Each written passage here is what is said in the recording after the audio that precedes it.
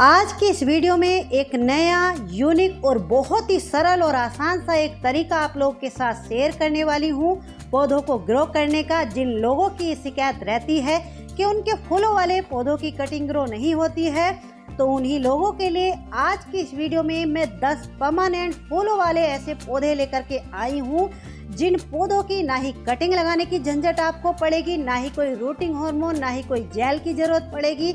यानी कि इनके आपको फ्री में ही बने बनाए पौधे मिल जाएंगे। लेकिन किस तरीके से मिलेंगे, तो देखिए लिस्ट में पहला जो पौधा है ये है मधुमालती की बेल। ज्यादातर लोगों की ये शिकायत रहती है कि उनसे मधुमालती की कटिंग ग्रो नहीं होती है, तो आपको इसकी कटिंग नहीं लगानी है। तो उसके लिए आपको क्या करना है, देखिए जहाँ भी ये बेल लगी हुई है, चाहे जमीन में या फिर कंटेनर में, तो ये जो आप लोग सामने इस तरीके की ब्रांच देख रहे हैं, तो जहाँ भी ये बेल लगी हुई होगी उसकी मेन ट्रंक से साइडों से इस तरीके की ये लंबी लंबी सी ब्रांचें निकल रही होंगी।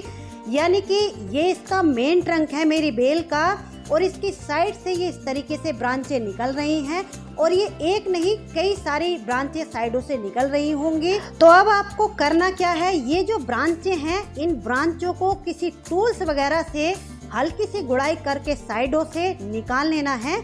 इस तरीके से ब्रांच को निकालना है कि इसमें एक दो हल्की फुल्की सी जड़ें आ जाएं, जैसे कि आप लोग इस ब्रांच में देख रहे हैं। ये जो ब्रांच है आपको इसके लिए अलग से कोई मिट्टी भी तैयार करने की जरूरत नहीं है, बस इस तरीके से इस ब्रांच को लगा देना है। लगाने के बाद 2 से 3 वीक में ही आप लोग देखोगे ये पूरी बेल ही बन करके आपकी तैयार हो जाएगी। रिजल्ट आप लोगों के सामने है। मैंने इसी तरीके की एक ब्रांच को इस तरीके से इस पॉट में लगा दिया था, आप लोगों के साथ शेयर भी किया है। लगभग 2 वीक ही हुए हैं इस ब्रांच को लगाए हुए, और रिजल्ट आप लोगों के सामने है कितने अच्छे से इसमें रूटिंग स्टार्ट हो गई है। यानी कि ये जो ब्रांच है ये ही हमारी पूरी बेल बन जाएगी। तो इस तरीके से आप लोग इसको ग्रो कीजिए। ये है देखिए ट्रम्पेट वाइन। ये बेल भी बड़ी हार्डी, मजबूत और पक्की वाली होती है, लेकिन कुछ लोगों से इसकी भी कटिंग ग्रो नहीं हो पाती है।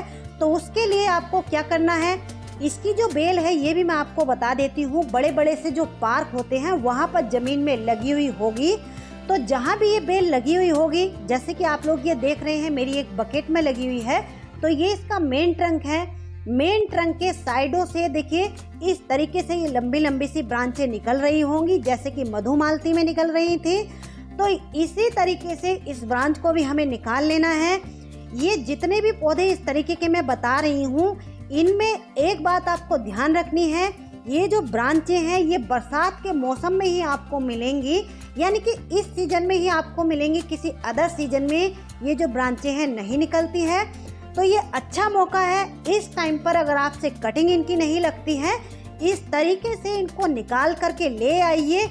और इसकी अगर एक भी ब्रांच मिल जाती है इन पौधों की, तो वो खराब नहीं होगी, वही जो ब्रांच है आपकी पूरी बेल या पौधा बन करके तैयार हो जाएगा।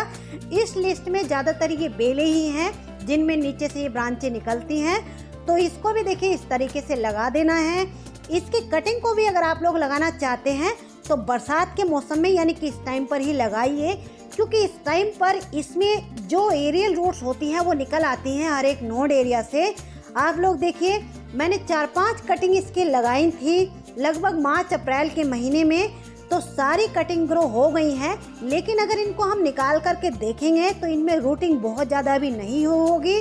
तो कटिंग को लगाने के बाद एक गलती आप लोग जो करते हैं कि उसको निकालने की, यानी कि रिपोर्टिंग की जल्दी करते हैं, तो रिपोर्ट करने की जल्दबाजी ना करें। अभी मैं आप लोगों को इसकी एक कटिंग निकाल करके दिखाती हूँ। ऊपर से ऐसा लग रहा है कि ये बहुत अच्छे से ग्रो हो गई है, लेकिन आप लोग देख लीजिए इसमें जो जड़ें हैं बहुत ज़्यादा अभी नहीं बनी है, लेकिन कटिंग ग्रो हो गई है, कटिंग खराब नहीं हुई है। यानी कि अब इस टाइम पर इसकी कटिंग को अगर आप लोग लगाते हैं तो आने वाले स्प्रिंग सीजन में, यानी कि मार्च अप्रैल में इसकी कटिंग को आपको रिपोर्ट करना है।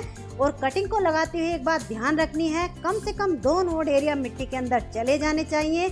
आप लोग देख लीजिए पहले नोड एरिया से रूटिंग नहीं हुई है, दूसरे नोड एरिया से ब्रांच भी निकल रही है और रूटिंग भी हो रही है। ये है देखिए येलो जैस्मीन, इसको भी आप लोग बेल कह सकते हैं, या फिर एक ये झाड़ीनुमा पौधा बन करके तैयार होता है। ये जो आप लोग सामने देख रहे हैं ये मेरी एक बकेट में लगी हुई बेल है। ये इसका मेन ट्रंक है और इसकी साइडों से देखिए इस तरीके से ये ब्रांचें निकली हुई हैं। तो इनको इस तरीके से निकाल लेना है, यानी कि एक दो जड़ें इसमें आ जाए और इस तरीके से इसको भी लगा देना है। यहीं से ये पूरी बेल बन करके तैयार हो जाएगी। अगली जो बेल है ये है देखिए मैंडेविला वाइन। ये बेल काफ़ी कॉस्टली भी आती है, जल्दी से नर्सरी पर मिलती भी नहीं है।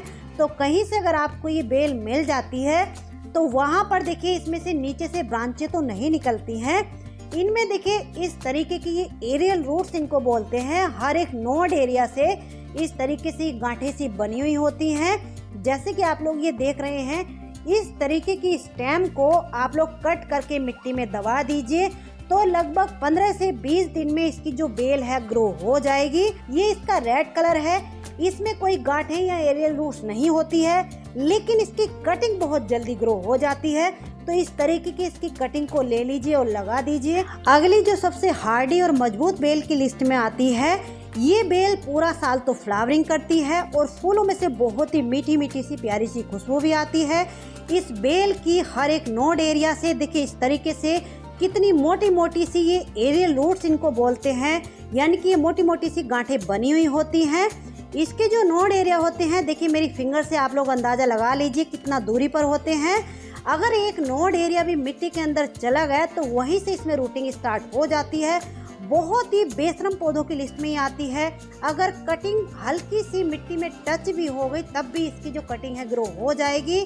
आप लोग देख लीजिए 5-6 कटिंग मैंने लगाई थी, इनमें फ्लावरिंग भी स्टार्ट हो गई है। नेक्स्ट जो प्लांट है ये है देखिए एलेमेंडा। इनमें बेलें भी आती हैं, लेकिन ये जो आप लोग येलो और पिंक दो कलर सामने देख रहे हैं, इनको आप लोग बेल तो नहीं सेमी बेल बोल सकते हैं, क्योंकि इनकी भी जो ब्रांचें हैं काफ़ी लंबी लंबी सी हो जाती हैं। लेकिन इनकी कटाई छटाई करके इनको हम लोग प्लांट के रूप में ले आते हैं, यानी कि शेप दे देते हैं। इनका ये जो येलो कलर होता है, येलो कलर की हर एक नोड एरिया से देखिए पत्तियों को हटा करके मैं आपको दिखाती हूँ। ये जो मोटी मोटी सी गांठें देख रहे हैं, इस तरीके की गांठें निकली हुई होती हैं, जैसे कि एरियल रूट्स होती हैं। इस तरीके की जो गांठें हैं हर एक पौधे में नहीं होती हैं। जैसे कि आप लोग चांदनी का पौधा देखोगे, गुड़हल का देखोगे, तो उसमें इस तरीके की गांठें बनी हुई नहीं होंगी, लेकिन इनमें होती हैं। तो इनको यहीं से कट करके आप लोग मिट्टी में दबा दीजिए तो इसकी कटिंग भी जल्दी ग्रो हो जाती है। देखिए राखी बेल, कृष्ण कमल या पैशन फ्लावर सभी लोग जानते हैं। इसकी जो बेल होती है नर्सरी पर काफ़ी कॉस्टली भी आती है। ये जो बेल आप लोग सामने देख रहे हैं, ये मेरी बेल का मेन ब्रांच है, यानी कि मेन ट्रंक है। लेकिन ये जो मेन ब्रांच है इसकी बेल की, ये देखिए खराब हो चुकी है। इसको मैंने जब रिपोर्ट किया था, रिपोर्टिंग के बाद ओवर वाटरिंग के कारण या पता नहीं किस वजह से ये बेल मेरी खराब हो गई है, यानी कि इसका ये मेन हिस्सा खराब हो गया है। लेकिन इसके मेन हिस्से के सूखने के बाद भी साइड से आप लोग देख लीजिए एक ब्रांच निकल रही है। तो ये बेल भी जहाँ भी लगी हुई होगी साइडों से इसमें भी इस तरीके से ये ब्रांचें निकल रही होंगी। लेकिन इसमें आपको एक बात ध्यान रखनी है, अगर बेल ग्राफ्टेड है तो ग्राफ्टेड के नीचे वाले पोर्शन से इस तरीके की ब्रांच निकल रही है तो उसमें फ्लावरिंग नहीं होगी। लेकिन कटिंग से या एयर लेयरिंग से बेल तैयार की गई है, उसमें से इस तरीके से अगर ब्रांच निकलेगी तो उस ब्रांच को आप लोग अलग करके लगा सकते हैं। या फिर देखिए इसमें इस तरीके से ये एरियल रूट्स भी निकली हुई होती हैं, जैसे कि ट्रम्पेट वाइन में निकली हुई होती हैं, तो इनको भी आप लोग कट करके लगा सकते हैं। तो चलिए फ्रेंड्स, ये थे कुछ पौधे या फिर बेलें जिनको आप लोग बिना कटिंग के इस तरीके से अपने गार्डन में फ्री में ऐड कर सकते हैं। ज़्यादातर ये सभी बेलें आपको बड़े बड़े से जो पार्क होते हैं वहाँ पर आसानी से मिल जाएंगी। तो ये बहुत अच्छा टाइम है, जैसे ही आपको लगे कि आपके यहाँ बहुत ज़्यादा बारिश हुई है, यानी कि मिट्टी में नमी है, तो उस टाइम पर इस तरीके से इन ब्रांचों को निकाल करके ला करके लगा दीजिए। तो चलिए फ्रेंड्स, मेरा ये तरीका आपको कैसा लगा कमेंट करके जरूर बताना। वीडियो अगर अच्छे लगे तो लाइक करना, वीडियो को आगे शेयर भी कर देना। मिलते हैं किसी नेक्स्ट वीडियो में नेक्स्ट टॉपिक के साथ, तब तक के लिए बाय, हैप्पी।